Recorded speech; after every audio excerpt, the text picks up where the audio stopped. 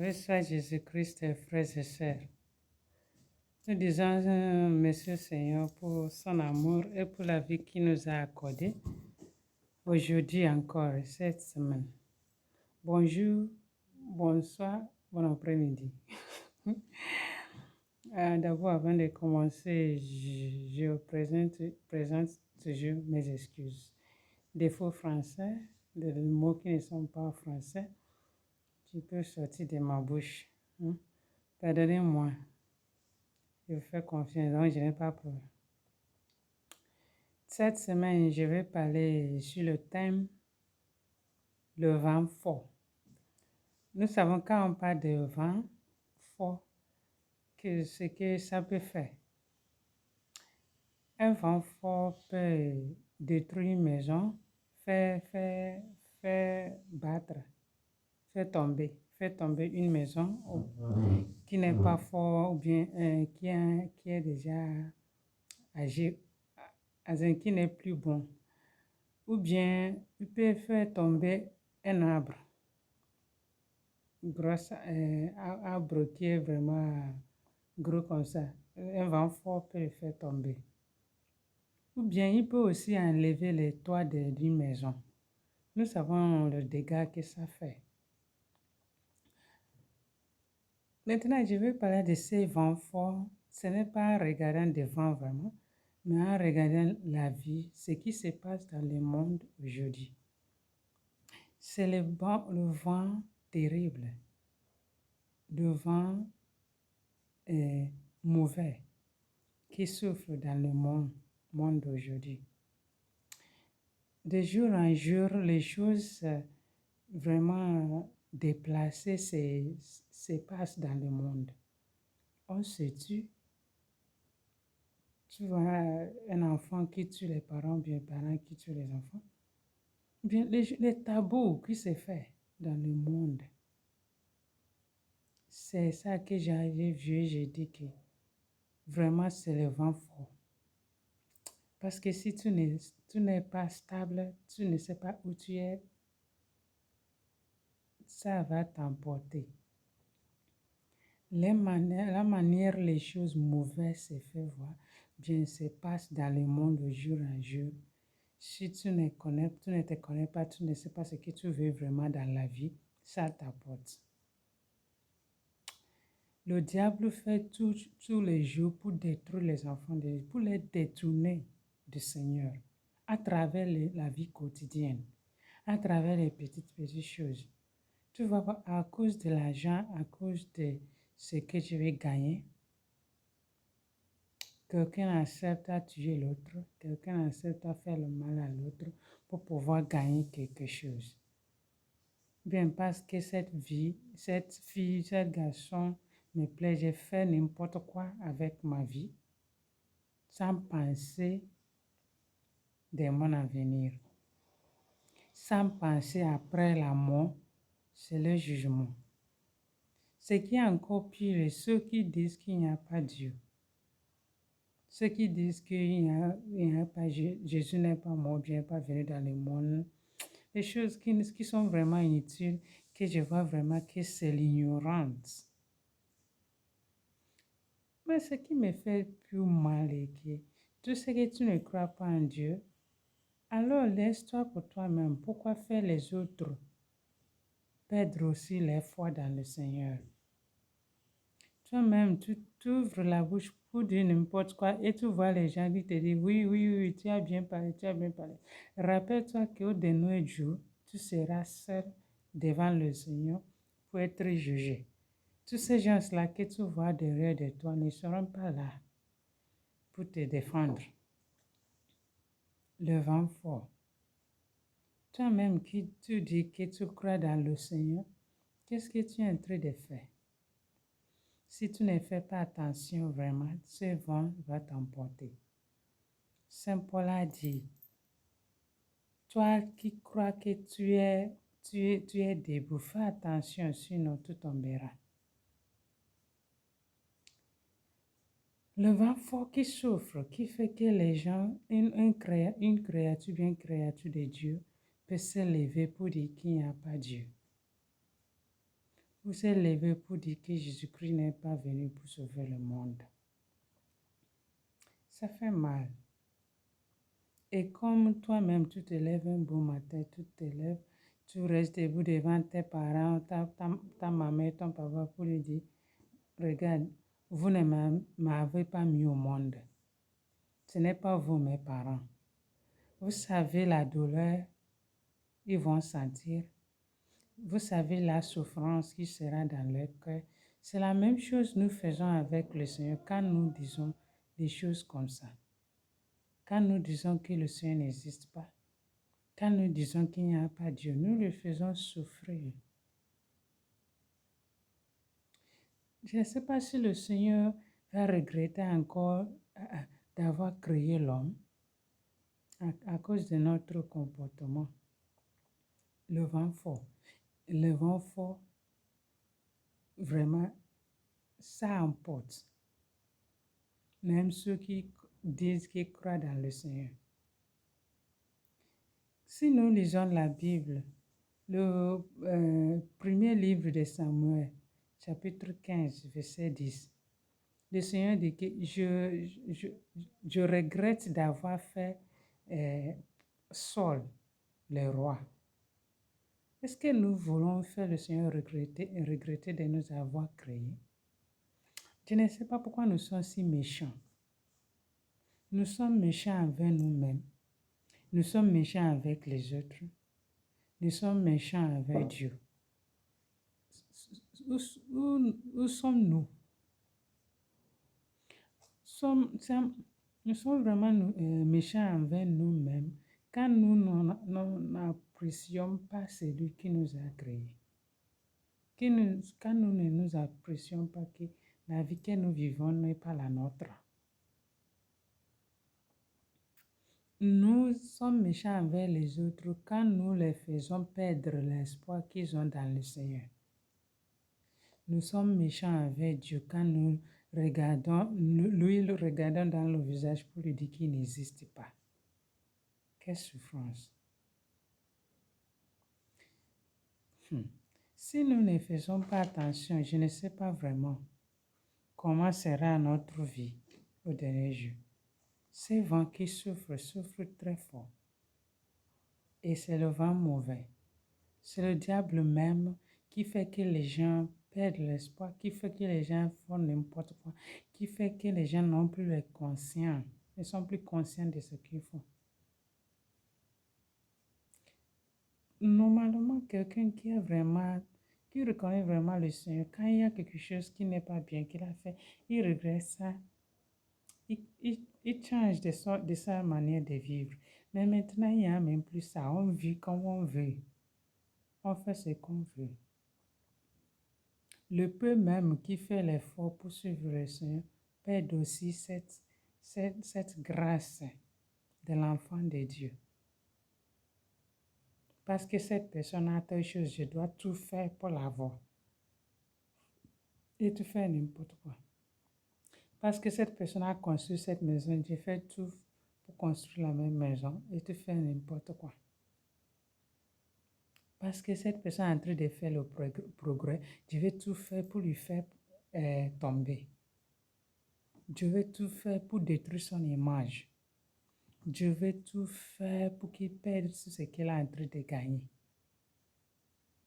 Si je vois cette personne évoluer dans le monde, je vais tout faire pour l'empêcher. La souffrance de l'autre devient ma joie.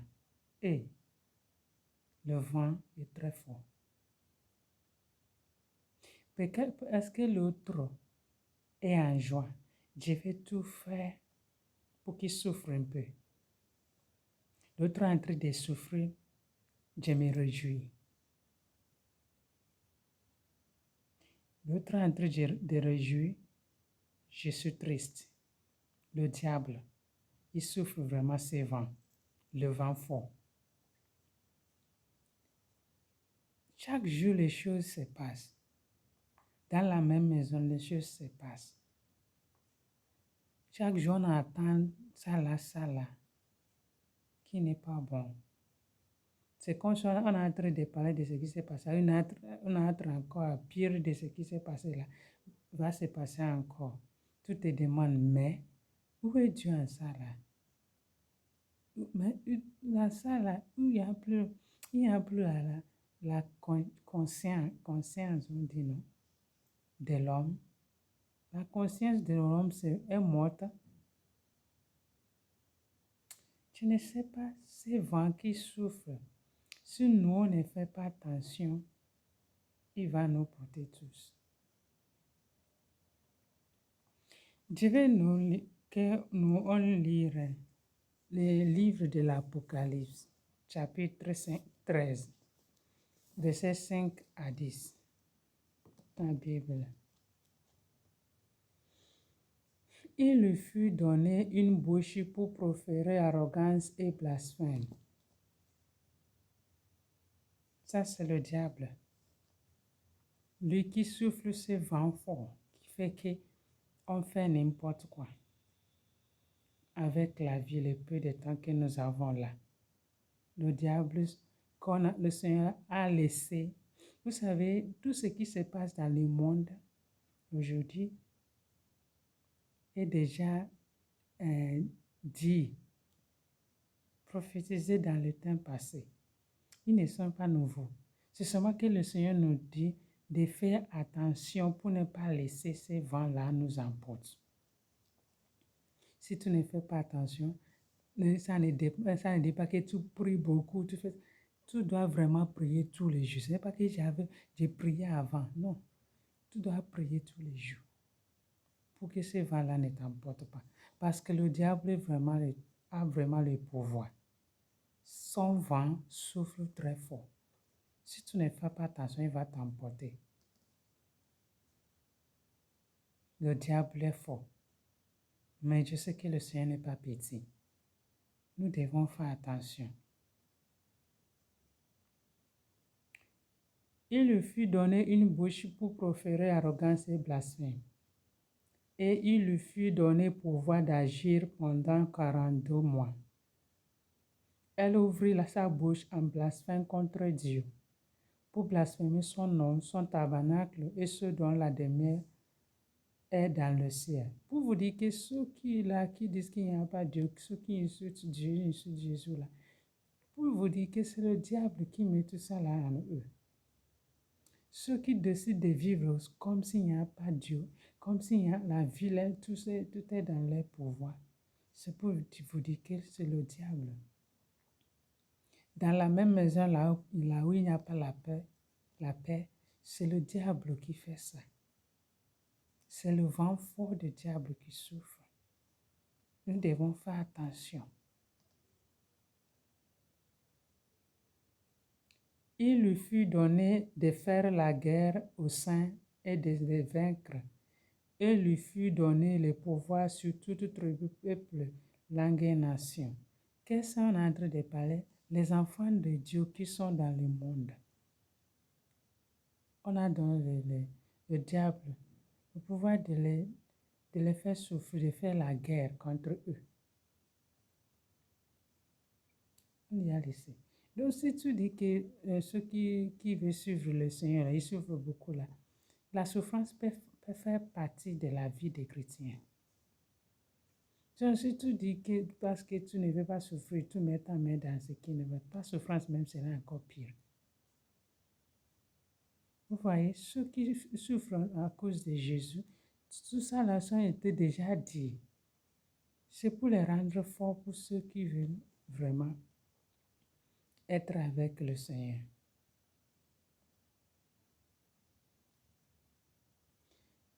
Ils adoreront tous ceux qui habitent la terre, tous ceux dont le nom n'est pas écrit depuis la fondation du monde dans le livre de vie de l'agneau immolé. Que celui qui a des oreilles, il attende. Que celui qui a des oreilles, il attende. Vous voyez, avoir des oreilles, ce n'est pas ces deux choses que nous avons ici. Parce que nous pouvons écouter ici, ça va sortir ici. Avoir les oreilles, et avoir les oreilles intérieures, spirituelles, pour entendre ce que le Seigneur dit. Le Seigneur te dit, fais attention pour que le vent ne t'apporte pas. Fais attention à ce que tu entends. Ceux qui ont des oreilles, qu'ils attendent que tout ça là qui se passe dans le monde, toutes ces mauvaises choses qui se passent, étaient déjà dit. C'est le diable qui le fait pour détourner les enfants de Dieu sur le chemin. Qui est destiné à la captivité ira en captivité. Qui est destiné à périr par les glaives, périra par les glaives. C'est l'heure de la persévérance et de la foi des saints. Si tu as la foi et persévérer, c'est ce moment. C'est ce moment que les choses sont vraiment dures. C'est ce moment que les choses vraiment vont à l'envers. C'est ce moment que tu dois persévérer dans le bien. C'est ce moment que tu dois persévérer dans l'amour pour que le Seigneur t'aide à vivre. C'est seulement quand, si tu es dans le Seigneur, que tu pourras vraiment résister ces vents froids qui souffrent. Le péché devient quelque chose de normal. Nous vivons dans le temps où quand on voit le blanc, on dit que c'est le noir. On voit un chemin qui est droit, on dit qu'il y a des connais dedans. On voit A, on dit que c'est B. Et c'est ça qu'on croit. On vit dans le temps où on fait souffrir, on fait souffrir l'innocent, on laisse ce qui a péché. On vit dans le temps où le péché est adoré, le péché, les choses normales, mais la vie d'un chrétien devient un problème.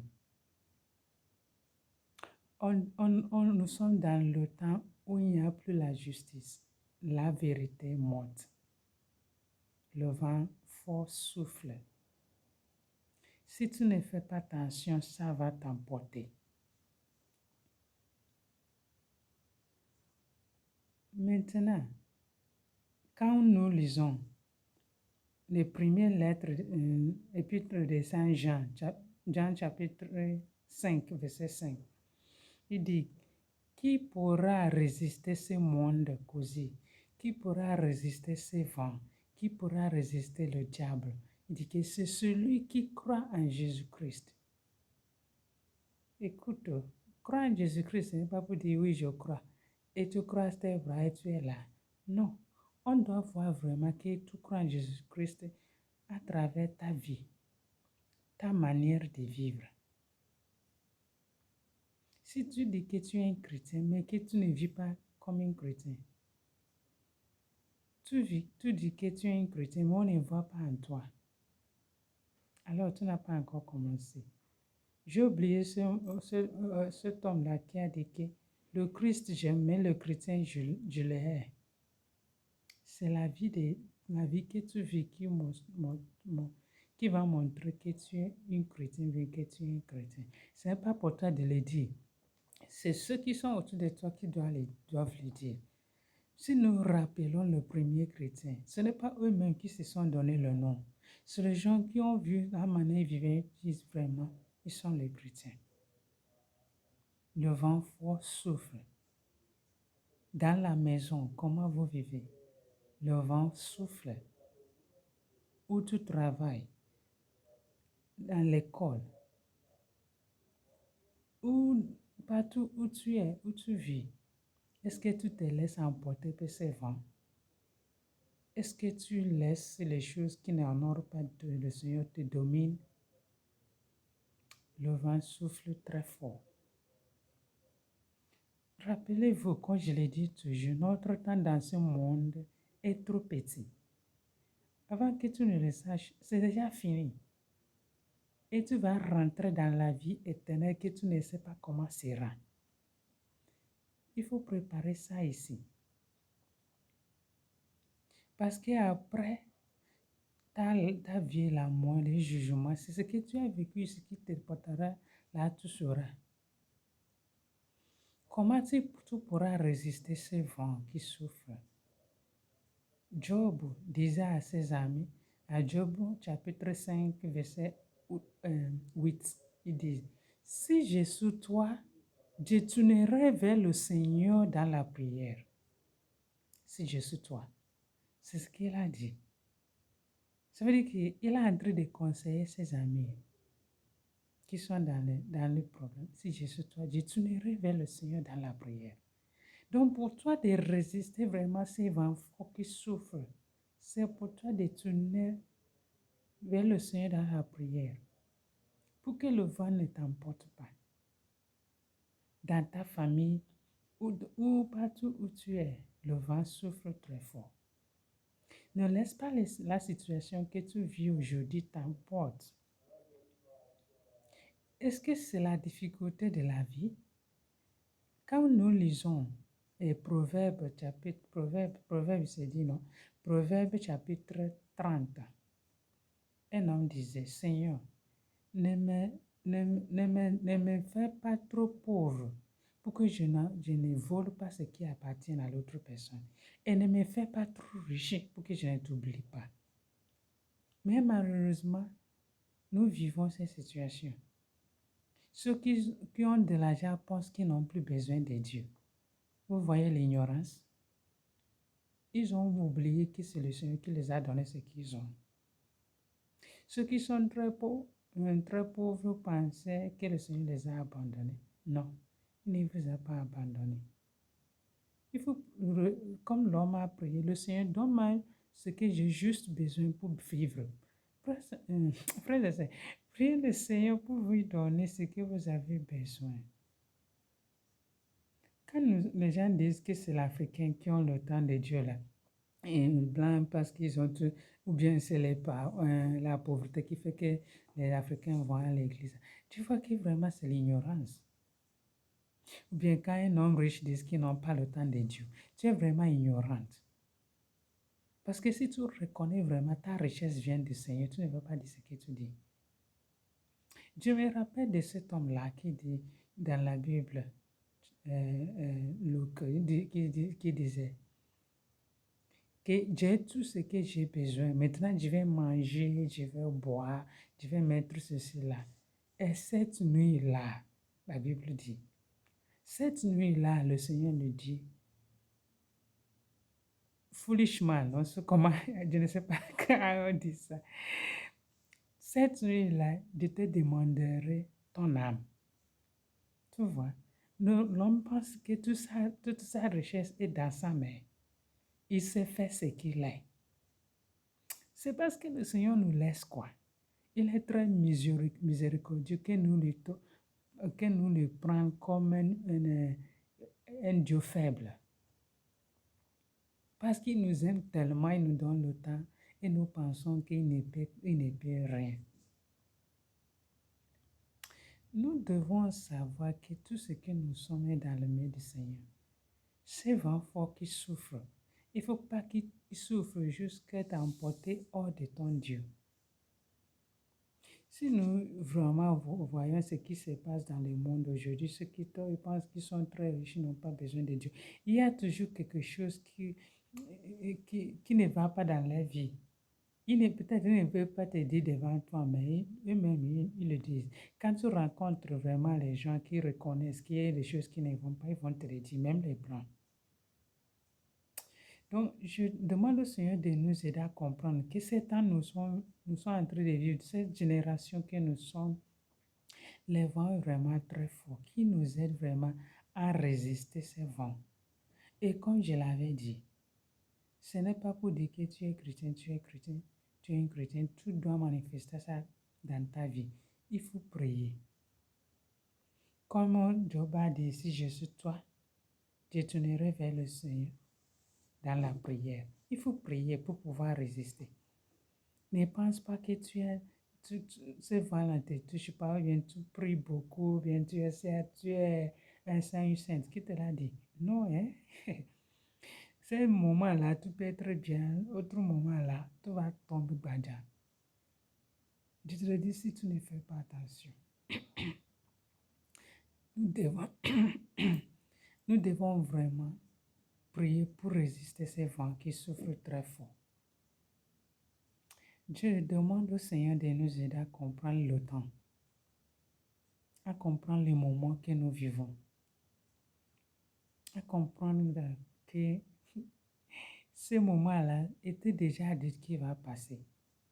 Prenez votre Bible, lisez Apocalypse chapitre 13, verset 5 à 10, pour voir ce que je dis, pour pouvoir comprendre mieux. Le vent fort, ça souffle très fort. Tu sais, il y a ce chant-là en anglais. On croisait solid rock, I stand all over the ground, is sinking sand. Je ne sais pas comment le dire, mais je sais il y en aura en français, mais je ne connais pas. Pour dire que je suis, le Seigneur est le roche solide où je suis, je ne sais pas comment le dire. Mais c'est un chant qui me plaît beaucoup. Il faut t'enraciner dans le Seigneur pour pouvoir résister ces vents forts qui soufflent. Toi-même qui penses que tu es debout, fais attention pour que tu ne tombes pas. Saint Paul nous dit. Et Job dit, si je suis toi, je me tourne vers le Seigneur dans la prière. Rappelle-toi, le diable était déjà donné cette autorité sur la terre contre les enfants de Dieu, contre tout ce qui est dans le monde. Le diable a vraiment le pouvoir. Mais rappelle-toi, la dernière mot appartient à Dieu qui a créé le monde. Donc, malgré ce que tu es en train de passer maintenant, c'est seulement le Seigneur. En lui, tu peux trouver la vie. En lui, tu peux trouver la joie. En lui, tu peux résister. Je ne veux plus parler trop. Que le Seigneur nous aide à comprendre vraiment et à résister ce vent qui souffle très fort. Loué soit Jésus-Christ, à jamais.